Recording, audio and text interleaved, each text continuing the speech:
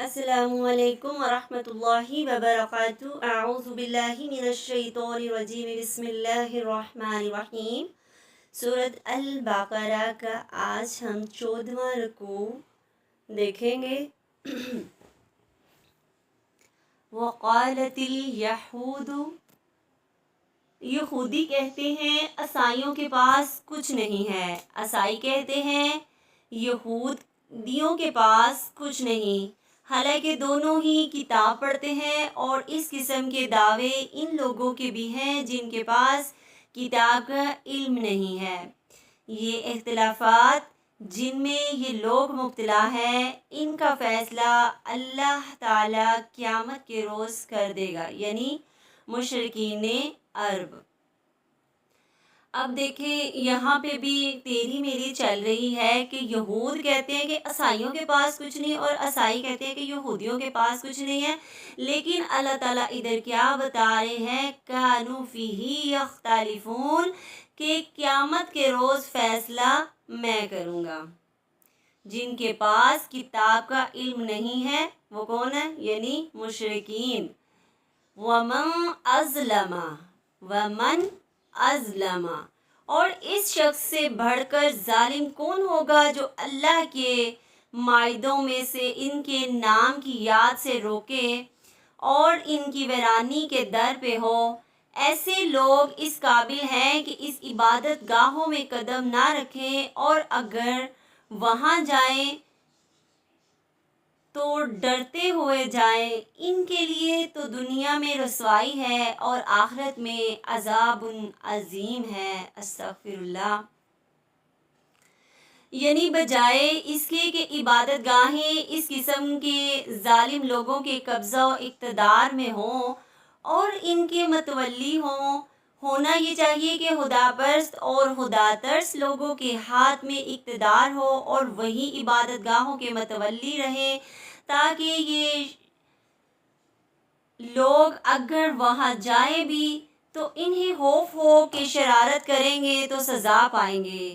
یہاں ایک لطیف اشارہ کفار مکہ کے اس ظلم کی طرف بھی ہے کہ انہوں نے اپنی قوم کے ان لوگوں کو جو اسلام لا چکے تھے بیت اللہ میں عبادت کرنے سے روک دیا تھا۔ تو اللہ تعالیٰ یہاں پہ واضح کر رہے ہیں کہ کون ہے بڑا ظالم جو اللہ کے گھروں کے لیے روکے، اس میں ذکر کیا جائے، نام اللہ کا بلند کیا جائے، اس سے روکے۔ تو اللہ تعالیٰ بتا رہے ہیں وَلِلَّهِ مَشْرِقُ وَالْمَغْرِبُ، مشرق اور مغرب سب کے سب تو اللہ کے ہیں۔ جس طرف بھی تم رخ کرو گے اس طرف اللہ کا رخ ہے۔ اللہ بڑی وسط والا ہے، سب کچھ جاننے والا ہے۔ یعنی اللہ نہ شرقی ہے نہ غربی ہے، وہ تو تمام سمتوں اور مقاموں کا مالک ہے، مگر خود کسی سمت یا کسی مقام میں مقید نہیں ہے، لہذا اس کی عبادت کے لیے کسی سمت یا کسی مقام کو مقرر کرنے کے معنی یہ نہیں ہے کہ اللہ وہاں یا اس طرف رہتا ہے، اور نہ کوئی جھگڑا اور بحث کرنے کے قابل بات ہے کہ پہلے تم وہاں یا اس طرف عبادت کرتے تھے، اب تم اس جگہ یا اس سمت کیوں بدل دیا ہے۔ اللہ ہر جگہ موجود ہے، اللہ بڑی وسط والا اور سب کچھ جاننے والا ہے۔ یعنی اللہ تعالیٰ محدود، تنگ دل، تنگ نظر، تنگ دست جیسا تم لوگوں اپنے قیاس و گمان میں رکھتے ہو، اس خدائی کی وسط یا نظر یا فیض وسیع وہ یہ بھی جانتا ہے کہ اس کا کون سا بندہ کہاں کس وقت کس نیت سے بیٹھا ہے، کیا کر رہا ہے۔ پھر اللہ آگے بتا رہے ہیں وَقَالُوا اتَّخَذَ اللَّهُ، ان کا قول ہے کہ اللہ تعالیٰ نے کسی کو بیٹا بنایا ہے۔ اللہ پاک ہے ان باتوں سے۔ اصل حقیقت یہ ہے کہ زمین و آسمان کی تمام موجودات اس کی ملک ہیں، سب کے سب اس کے مطیع فرمان ہیں۔ وہ آسمانوں اور زمین کا موجد ہے، اور جس بات کا وہ فیصلہ کرتا ہے اس کے لیے بس یہ حکم دیتا ہے کہ ہو جا، اور وہ ہو جاتا ہے۔ کن کہتا ہے فیکون، کن ہو جا، تو وہ ہو جاتا ہے۔ اللہ تعالیٰ کے لیے ہر چیز.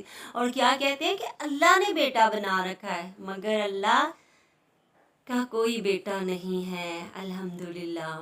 وقال الذین لا يعلمون، نادان کہتے ہیں کہ اللہ خود ہم سے بات کیوں نہیں کرتا، کوئی نشانی ہمارے پاس کیوں نہیں آتی.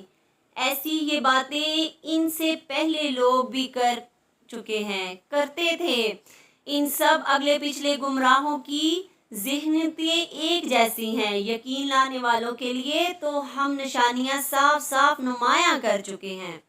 ان کا مطلب یہ تھا کہ خدا تو خود ہمارے سامنے آ کر کہے کہ یہ میری کتاب ہے، میرے احکام ہیں، تم لوگ اس کی پیروی کرو، یا پھر ہم کوئی ایسی نشانی دکھائی جائے جس سے ہمیں یقین آ جائے کہ محمد صلی اللہ علیہ وسلم جو کچھ کہہ رہے ہیں وہ خدا کی طرف سے ہے.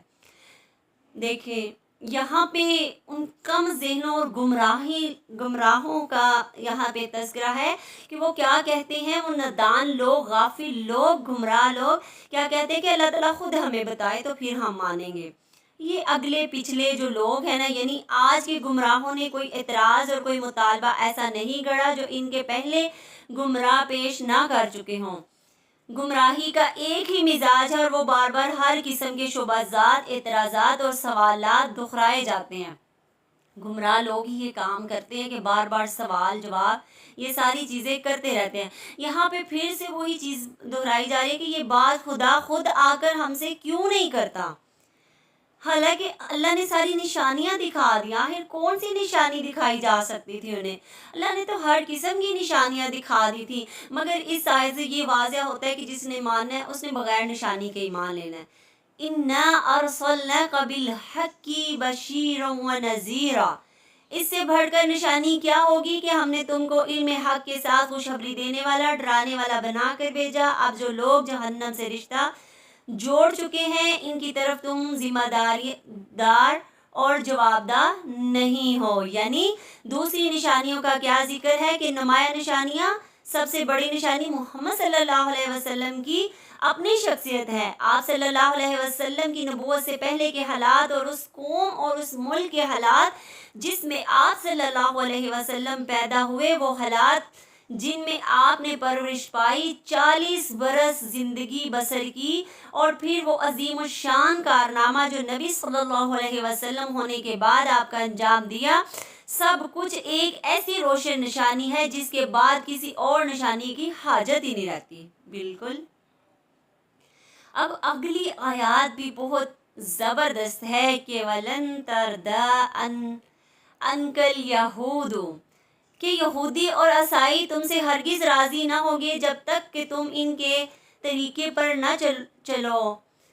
صاف کہہ دو کہ راستہ بس وہی ہے جو اللہ تعالیٰ نے بتایا ہے، ورنہ اگر اس علم کے بعد جو تمہارے پاس آ چکا ہے تم اس کی خواہشات کی پیروی کی تو اللہ کی پکڑ سے بچانے والا کوئی دوست اور کوئی مددگار نہیں ہوگا. مِن وَلِيٍّ وَلَا نَصِيرٍ.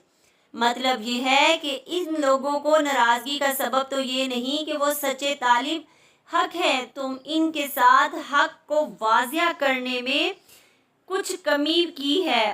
وہ تو اس لیے تم سے ناراض ہیں کہ تم اللہ کی آیات اور ان کے دین کے وہ منافقانہ بازی گرانہ طرز عمل کیوں اختیار نہ کیا، خدا پرستی کے پردے میں وہ خود پرستی کیوں نہ کی، دین کے اصول اور احکام کو اپنے تخیلات یا اپنی خواہشات کے مطابق ڈھالنے میں کیوں نہ کام کیا، ریاکاری، گندم نمائی، فروشی کیوں نہ کی. خود ان کا اپنا شیوا لہذا انہیں راضی کرنے کی فکر چھوڑ دو. اللہ تعالیٰ اس آیت میں کیا ہی واضح چیز بتا رہے ہیں کہ اس وقت تک ان کا تم سے راضی ہونا نہیں ہو سکتے یہ راضی جب تک کہ تم ان کا دین نہ مان لو، ان کی پیروی نہ کر لو، یہ پھر بھی نہیں مانیں گے. اور ان کو منانے کے چکر میں اللہ تعالیٰ نے بتایا کہ آپ پریشان نہ ہو. الذین آتینہم الکتاب یتلونہ حق تلاوتہ. جن لوگوں کو ہم نے کتاب دی ہے وہ اسے اس طرح پڑھتے ہیں جیسا کہ پڑھنے کا حق ہے، وہ اس پر سچے دل سے ایمان لاتے ہیں، اور جو ان کے ساتھ کفر کا رویہ اختیار کرے وہی اصل میں نقصان اٹھانے والا ہے۔ یہ اہل کتاب کے صالحہ عنصر کی طرف اشارہ ہے کہ یہ لوگ دیانت اور راستی کے ساتھ خدا کی کتاب کو پڑھتے ہیں، اس لیے جو کچھ کتاب اللہ کو روح سے حق ہے اسے حق مان لیتے ہیں، یعنی جو جیسے اللہ کا حق ہے، جیسے اس کتاب کا حق ہے، آیات کا حق ہے، جو آیات کا حق ہے، جو قرآن کا حق ہے، ہمیں اس طریقے سے اس کی شان کے مطابق ہم نے اس کا حق ادا کرنا ہے، اور جتنی بڑی اللہ کی شان ہے ہم نے اس کی شان کے مطابق عمل کر کے دکھانا ہے۔ انشاءاللہ اللہ تعالیٰ آپ کے اور میرے علم میں اضافہ فرمائے، جتنے کرنے کے کام تھے اللہ تعالیٰ مجھے اور آپ سے کروا لے، ہم سے راضی ہو جائے، آمین یا رب العالمین۔